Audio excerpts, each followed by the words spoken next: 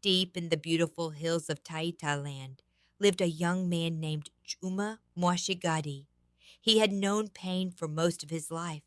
When he was only 7 years old, both of his parents died in a tragic road accident, leaving him all alone. The villagers pitied him for a while, but as years passed, everyone forgot about him. Juma grew up in a small mud house with a leaking roof. He survived by doing casual jobs, digging farms, carrying firewood, herding goats, and helping people harvest crops. Some days he earned enough to buy food, but many nights he slept hungry. Despite his struggles, Juma was respectful, hardworking, and kind. Unfortunately, because he was poor, many people looked down on him. Whenever he greeted people, some ignored him. Some even laughed behind his back. That poor orphan will never become anything, they whispered.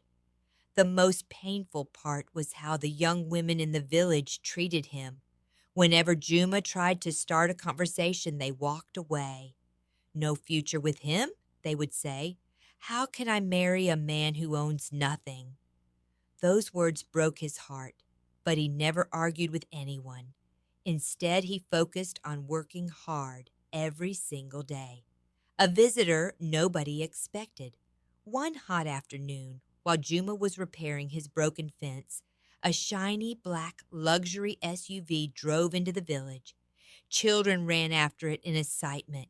Everyone wondered who the important visitor could be. The expensive vehicle stopped outside Juma's tiny home. A well dressed elderly man stepped out carrying a leather briefcase. He asked politely, "Is this where Juma Mwashigadi lives?" "I am Juma," the young man replied nervously. The elderly man smiled warmly. "My name is Mr. Mwangi. I have been searching for you for many years." Juma looked confused. "Searching for me? Why?" The lawyer opened his briefcase and carefully removed several documents. "I was your late parents' lawyer." Juma froze. "My parents?" "Yes, I have something that belongs to you." The greatest surprise. Mr. Mwangi explained everything. Years earlier, Juma's parents had been extremely wealthy business owners with investments, land, apartments, and large bank accounts. Before they died, they had written a legal will naming Juma as the sole heir. However, after the accident, dishonest relatives tried to seize everything. A long court battle followed, lasting many years. Only now had the courts finally ruled in Juma's favor. The lawyer smiled. "Young man, everything now belongs to you."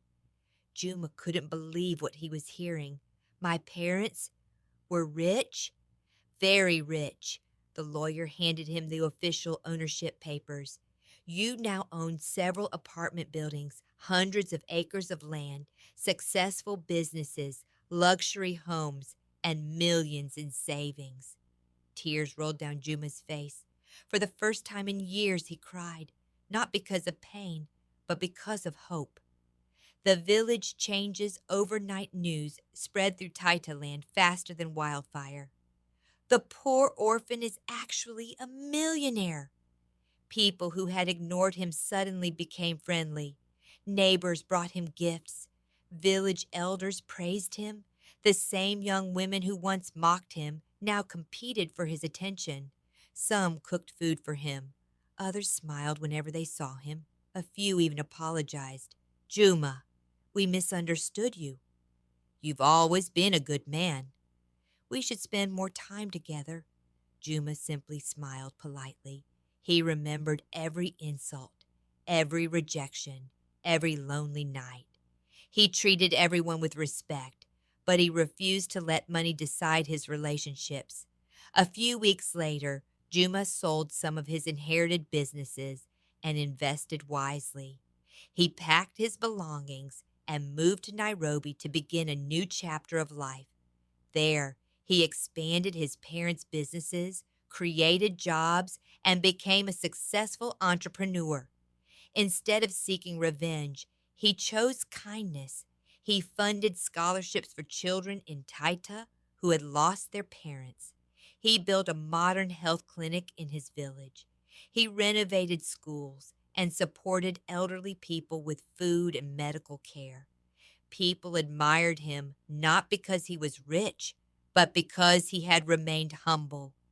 When reporters asked why he never married any of the women who suddenly became interested after he inherited his wealth, Juma smiled and answered, "A heart that loves money more than character will disappear when the money is gone.